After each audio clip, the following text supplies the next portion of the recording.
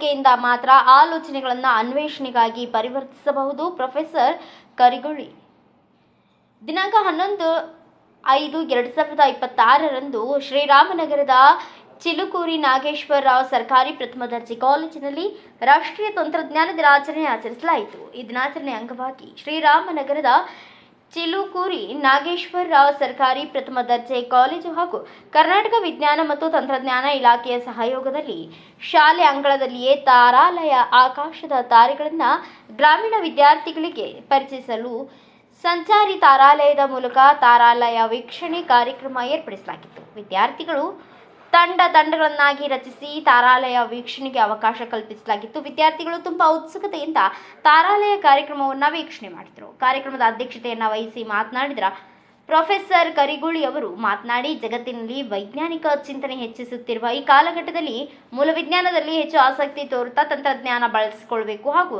ನಮ್ಮ ಆಲೋಚನೆಗಳನ್ನು ಅನ್ವೇಷಣೆಗಾಗಿ ಪರಿವರ್ತಿಸಲು ತಂತ್ರಜ್ಞಾನವನ್ನು ಸಾಧನವಾಗಿ ಬಳಸಿಕೊಳ್ಳಬೇಕು.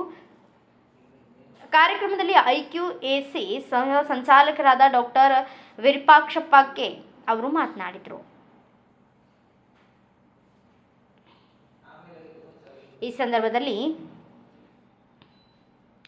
ತಾರಾಲಯದ ಸಿಬ್ಬಂದಿಯಾದ ಚರಂತಯ್ಯ ಬೂಸನೂರ್ ಮಠ್ ಮತ್ತು ಮಂಜುನಾಥ್ ಅವರನ್ನ ಕಾಲೇಜಿನ ಪ್ರಾಂಶುಪಾಲರಾದ ಪ್ರೊಫೆಸರ್ ಕರಿಗೊಳ್ಳಿ ಅವರು ಸನ್ಮಾನಿಸಿದರು. ಕಾರ್ಯಕ್ರಮದಲ್ಲಿ ಅಧ್ಯಾಪಕರಾದ ಶಂಕರಪ್ಪ, ರವಿಕುಮಾರ್, ಶಶಿಕುಮಾರ್ ಹಾಗೂ ಉಪನ್ಯಾಸಕರಾದ ಮಲ್ಲಯ್ಯ, ವೆಂಕಟರಾಜು, ಬಾಲಚಂದ್ರ, ದೇವರಾಜ್, ಸಾಯಿಕುಮಾರ್, ಪೆನ್ನಜ ಹಾಗೂ ಆಡಳಿತ ಸಿಬ್ಬಂದಿಯವರಾದ ಜಬೀನಾ ಬೇಗಂ, ವಿನಾಯಕ್ ಮತ್ತು ಸಹಾಯಕ ಸಿಬ್ಬಂದಿ, ವಿದ್ಯಾರ್ಥಿಗಳು ಉಪಸ್ಥಿತರಿದ್ದರು.